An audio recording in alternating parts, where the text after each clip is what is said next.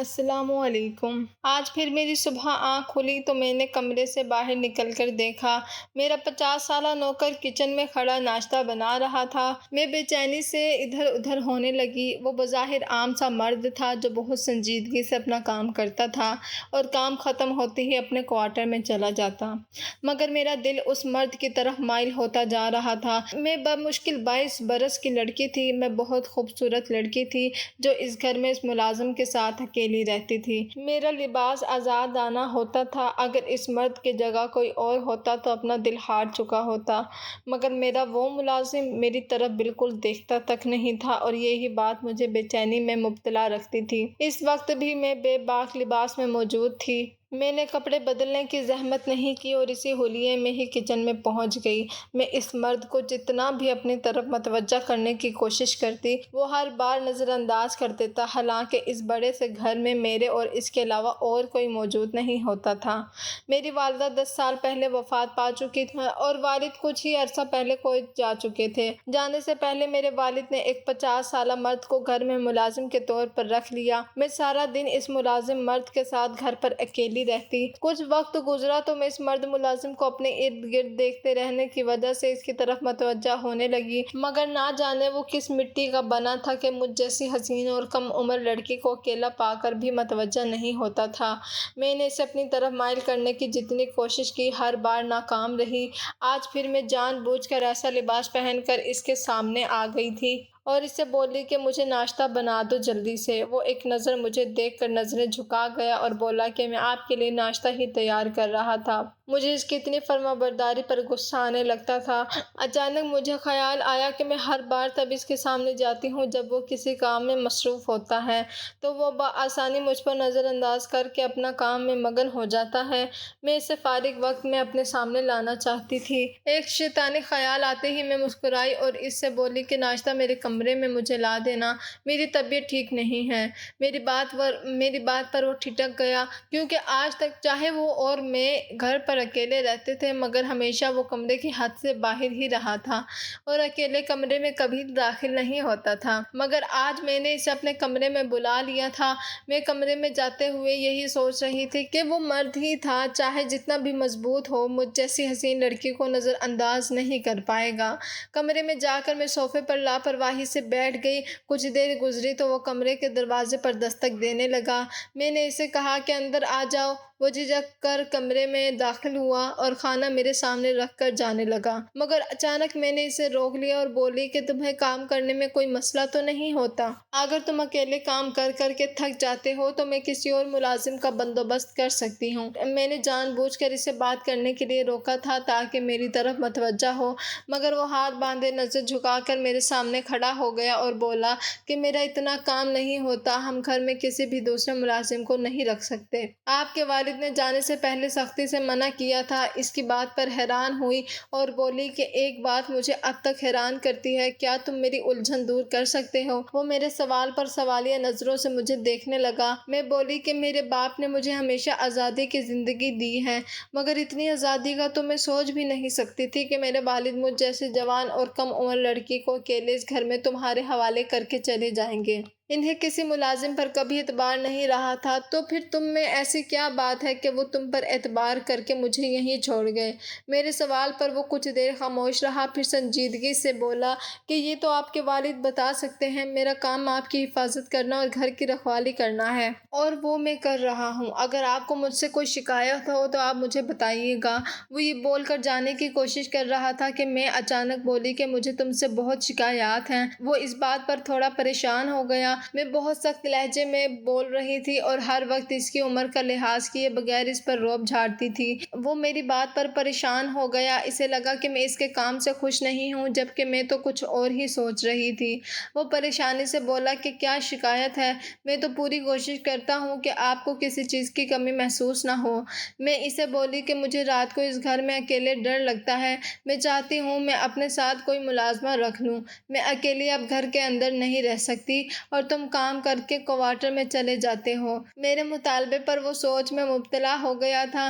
میں جان بوجھ کر اسے زیادہ وقت اپنے کمرے میں روکے ہوئی تھی۔ مجھے یقین تھا کہ وہ زیادہ دیر میرے حسن سے نظر نہیں چرا پائے گا۔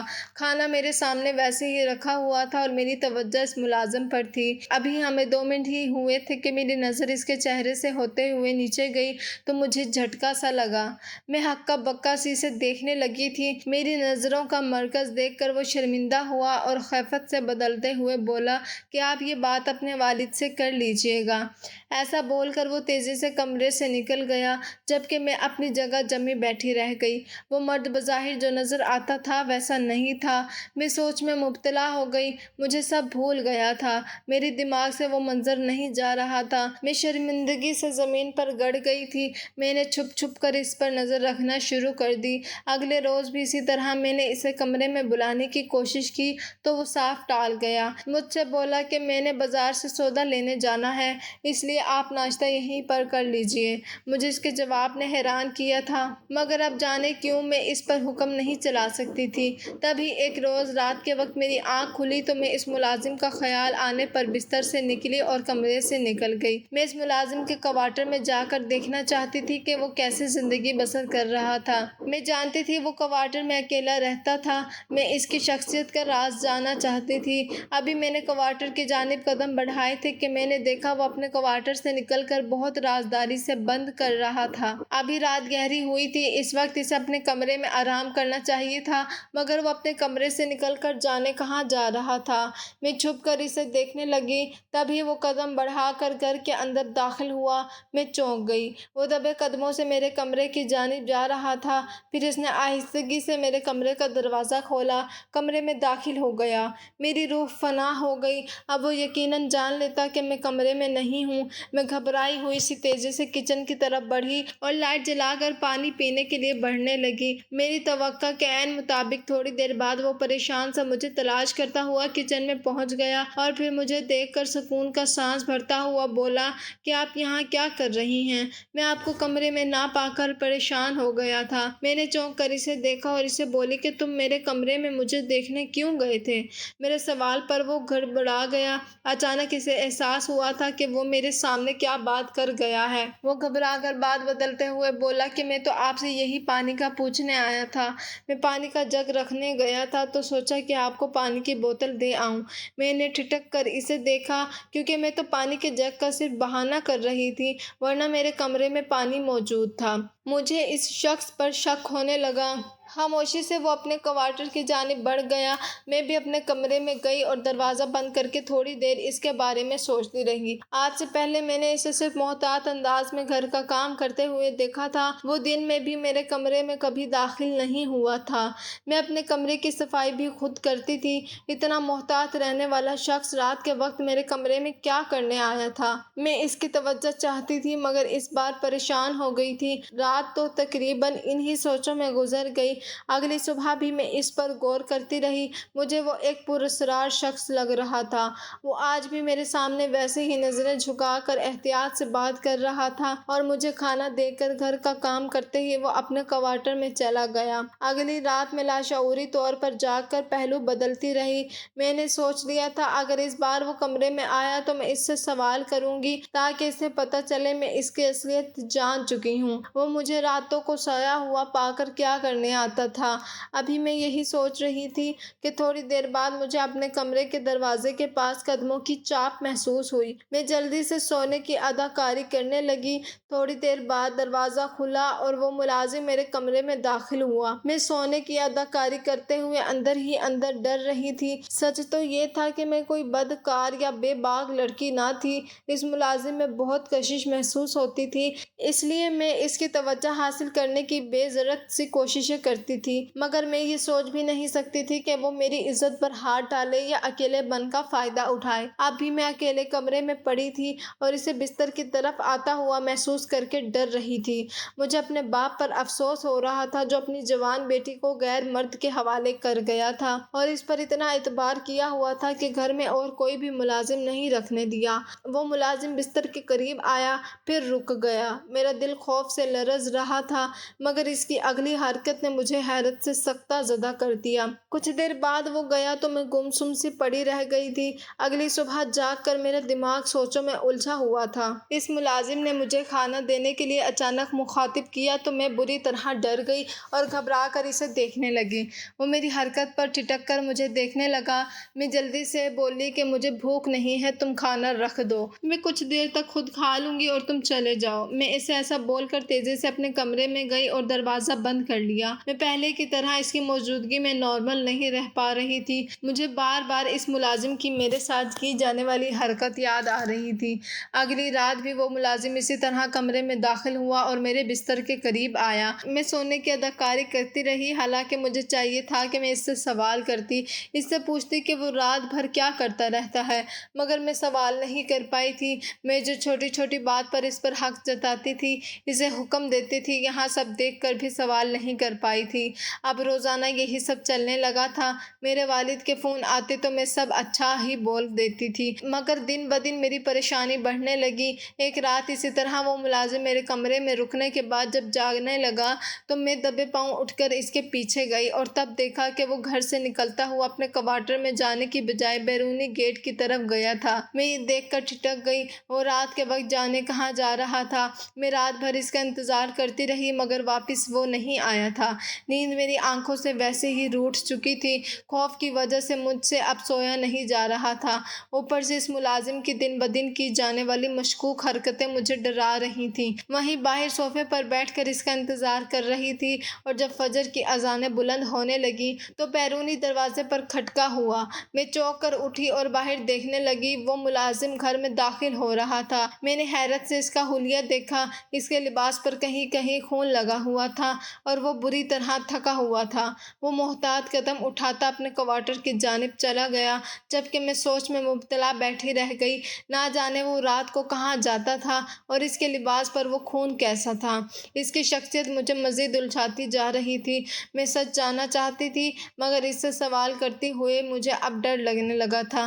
جب تک میں نے رات کو جا کر اس کا وہ روپ نہیں دیکھا تھا میں مطمئن رہتی تھی اور مجھے لگتا تھا کہ وہ ایک بے ضرورت سا ملازم ہے، مگر میں اس کو جب رات کو مشکوک حرکتیں کرتی دیکھ چکی تھی مجھے اسے خوف آنے لگا تھا۔ اس کا روزانہ رات کے وقت وہی معمول تھا۔ وہ پہلے کمرے میں آتا اور پھر گھر سے نکل جاتا اور جب وہ فجر کے وقت گھر واپس آتا تو بری طرح تھکا ہوا ہوتا اور اس کے بعد کپڑے بھی خراب ہوتے۔ اس کے لباس پر لگے خون کے چھینٹے مجھے خوف میں مبتلا کر رہے تھے۔ میں سوچ سوچ کر بری طرح پریشان رہنے لگی۔ میں فطرتاً حساس لڑکی تھی، گویا میری والدہ حیات نہ تھی مگر میرے والد نے مجھے نازوں سے پالا تھا اور کبھی کسی چیز کے لیے پریشان نہیں ہونے دیا تھا۔ اب جب سے میں نے اس ملازم کا الجھا ہوا رویہ دیکھا تھا سوچ سوچ کر میرا دماغ پھٹنے والا ہو رہا تھا۔ میرا چین سکون برباد ہو گیا تھا جس کی وجہ سے میں بیمار ہونے لگی تھی۔ ایک روز میرے والد نے فون کر کے مجھ سے میری طبیعت کے بارے میں پوچھا تو میں رو پڑی اور اپنے والد سے بولی کہ مجھے گھر میں اور ملازمین چاہیے، میں یہاں اکیلے اس مرد کے ساتھ نہیں رہ سکتی۔ والد مجھے سمجھانے لگے، بولے کہ دنیا کا تمہیں نہیں پتہ۔ وہ بولے کہ غریب لوگ بہروپی ہوتے ہیں، وہ بظاہر کچھ اور نظر آتے ہیں جبکہ اندر سے کچھ اور ہوتے ہیں۔ میں تمہاری حفاظت کے لیے بہت پریشان رہتا ہوں، تمہارے اچھے مستقبل کے لیے مجھے یہاں سے آنا پڑا۔ میں چاہتا تھا کہ تمہیں اپنے پاس بلا لوں مگر میں وہ بھی نہیں کر پا رہا، لیکن میں اب کسی انجان شخص پر اعتبار نہیں کر سکتا، تمہارے ساتھ صرف وہی ملازم رہے گا۔ مجھے اپنے باپ کی سوچ پر حیرت ہونے لگی، نہ جانے وہ اس مرد پر اتنا اندھا اعتبار کیسے کرتے تھے۔ میں نے اپنے والد سے کہا کہ آپ نے ٹھیک کہا، دنیا کے دو روپ ہیں، لوگ چہرے بدل بدل کر ہم جیسوں کو پاگل بناتے ہیں۔ میں بھی اس لیے اس ملازم سے ڈرنے لگی تھی۔ میں نے اپنے باپ سے کہا کہ یہ بھی تو ہو سکتا ہے کہ وہ اتنا اچھا نہ ہو جتنا میرے والد کو لگتا ہے، مگر میرے والد نے مجھے کہا کہ میں اس پر آنکھیں بند کر کے اعتبار کر سکتا ہوں، اس کے بارے میں اگر کوئی بھی مجھے اسے الٹی سیدھی بات کہے گا تو میں کبھی بھی یقین نہیں کروں گا کیونکہ وہ تمہارے ساتھ کچھ غلط نہیں کر سکتا۔ مجھے اس پر پورا اعتماد ہے۔ اپنے والد کی اتنی یقین پر میں مزید پریشان ہو گئی۔ میں نے سمجھ لیا کہ میرے والد میری کسی بات کا یقین نہیں کریں گے، جبکہ میں اپنے والد کو سچ بتانا چاہتی تھی۔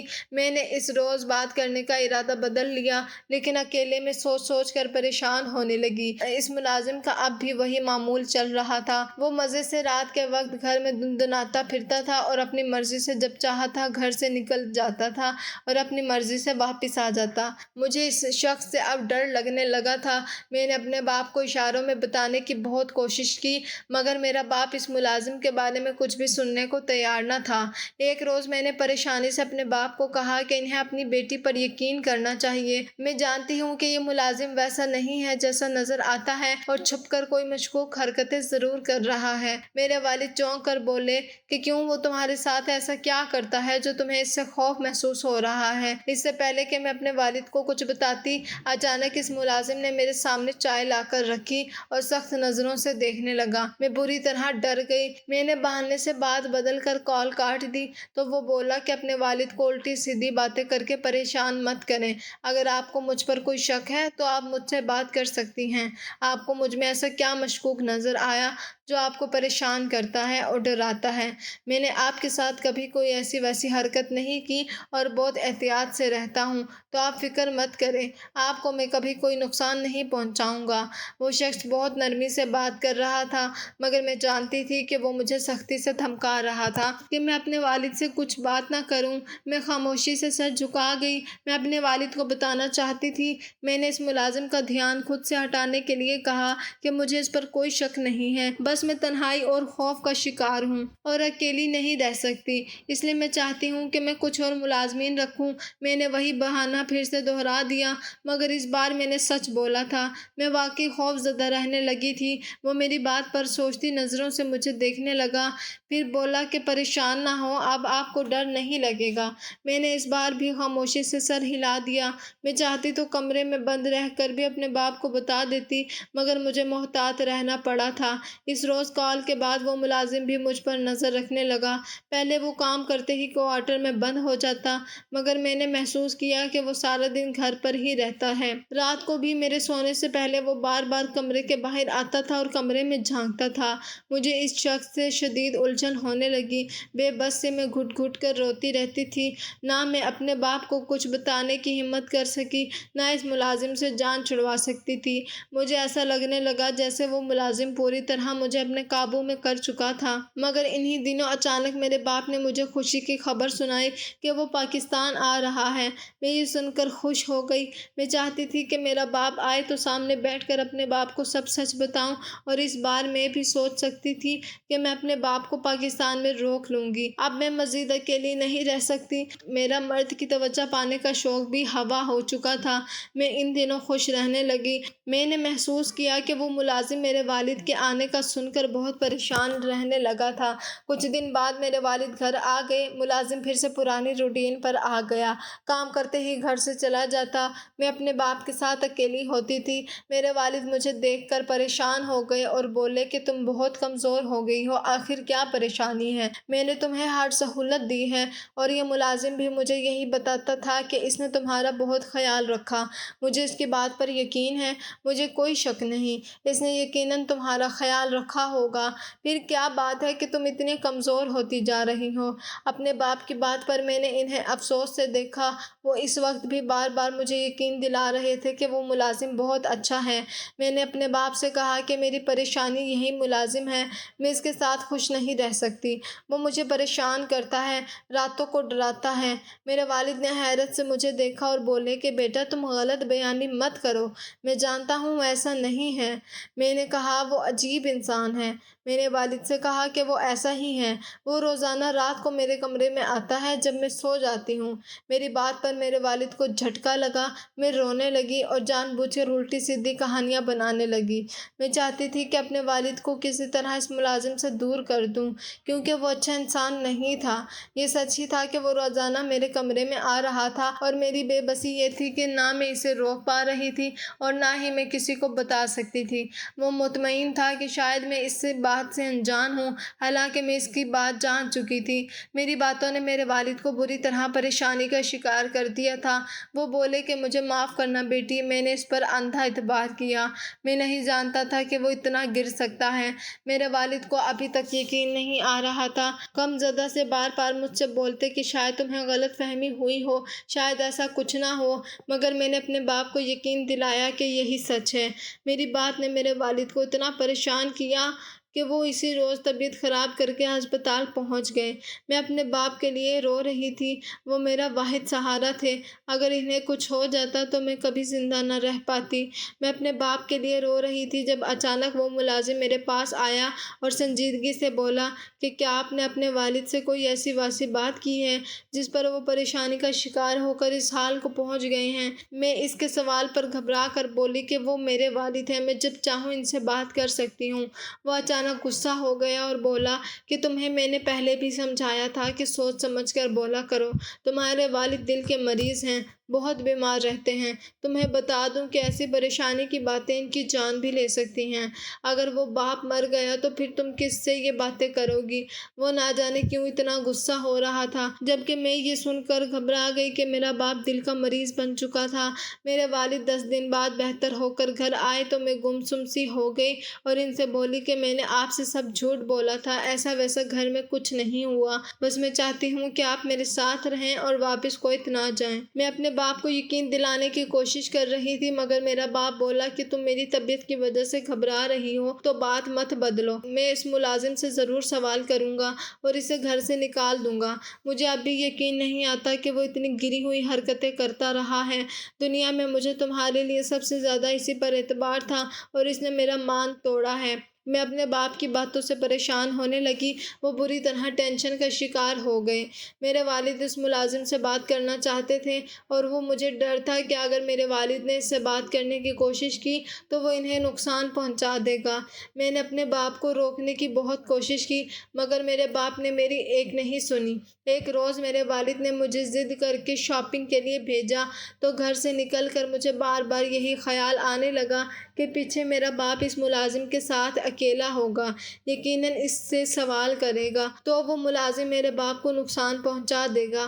یہ سوچ سوچ کر میں پریشان ہوئی اور شاپنگ پر جانے کی بجائے واپس گھر چلی گئی۔ میری توقع کے مطابق میرے والد کے کمرے سے بولنے کی آوازیں آ رہی تھیں، وہ غصے میں تھے اور اس ملازم سے بحث کر رہے تھے، مگر تب میرے والد نے جو باتیں کی وہ میرے سر پر چھت گرا گئی تھی۔ میرے والد اس ملازم سے بول رہے تھے کہ تم جانتے بھی ہو کہ وہ تمہاری اپنی بیٹی ہے، تم اپنی بیٹی کے ساتھ ایسا کیسے کر سکتے ہو؟ تم رات کے وقت اس کے کمرے میں کیوں جاتے تھے؟ میں تو اس جملے پر ہکا بکا رہ گئی، میں اسی ملازم کی بیٹی تھی۔ مجھے اب اندازہ ہوا کہ میرے باپ کو اس ملازم پر سب سے زیادہ اعتبار کیوں تھا۔ اس ملازم نے میرے والد کو جو سچ بتایا وہ مجھے شرمندہ کر گیا۔ وہ بولا کہ میں صرف اس کے کمرے میں اس کے سونے کی یقین دہانی کرنے جاتا تھا، اسے چیک کر کے واپس لوٹ آتا تھا۔ وہ ملازم سچ بول رہا تھا، روزانہ گھر سے باہر جاتا تھا، وہ شاید یہی بات چھپانا چاہتا تھا، اس لیے میرے سوئے ہوئے ہونے کی یقین دہانی کرتا تھا، مگر حیرت اس بات پر تھی کہ وہ گھر سے باہر کیوں جاتا تھا۔ تب میرے والد کے سوال پر وہ بولا کہ میں رات کے وقت جا کر ایک کسائی کے جانور ذبح کرتا ہوں اور خال وغیرہ اتارتا ہوں۔ اس کام کی خبر میرے والد کو نہ تھی، اس لیے وہ چھپائے رہا۔ میرے والد غصہ ہوئے اور بولے کہ بچی کو گھر اکیلا چھوڑ کر تم جاتے رہے، تمہیں پیسے کا اتنا لالچ کیوں ہے؟ اس پر وہ بولا کہ میرا گھر آنا بہت بڑا ہے، جوان بیٹے کی موت کے بعد سے اس کے معصوم بچوں کو بھی خود پالتا ہوں اور میری اپنی بیٹیاں بھی ہیں، مجھے تو میری بے اولاد ماں باپ نے گود لے لیا تھا، مگر میرے اوپر میرے بہن بھائی بھی تھے۔ میرے والد اسے گھر پر کام کرنے کے ڈھیروں روپے دیتے تھے، پھر بھی میری خاطر والد ان سب بچوں کے لیے دن رات محنت کر رہے تھے۔ مجھے یاد آیا کہ اس روز جب میرے حقیقی والد میرے کمرے میں آئے تھے تو انہیں دیکھتے ہوئے جب میری نظر نیچے گئی تھی، ان کے پیر دیکھ کر میں ٹھٹک گئی تھی۔ ان کے پیر بہت بری حالت میں تھے اور جوتے اتنے بوسیدہ تھے کہ وہ مشکل سے پیروں میں اٹکے تھے۔ میں تو اب شرمندہ ہوئی تھی۔ ہم لوگ اپنے ملازمین کو ان کی تنخواہ دیکھ کر فارغ ہو جاتے ہیں اور کبھی یہ نہیں پوچھتے کہ وہ کس حال میں ہیں۔ میں اپنے حقیقی باپ کو ذلیل کرتی رہی تھی اور مجھے خبر تک نہیں ہوئی تھی۔ آج سب جان کر میں شرمندگی سے اپنی جگہ جمی رہ گئی تھی۔ دوستوں، ایسی ہی سچی کہانی اور سچے واقعات کے لیے ہمارے یوٹیوب چینل کو سبسکرائب کر لیجیے گا۔ انشاءاللہ ملاقات ہوگی ایک نئی کہانی میں، تب تک کے لیے اللہ نگہبان۔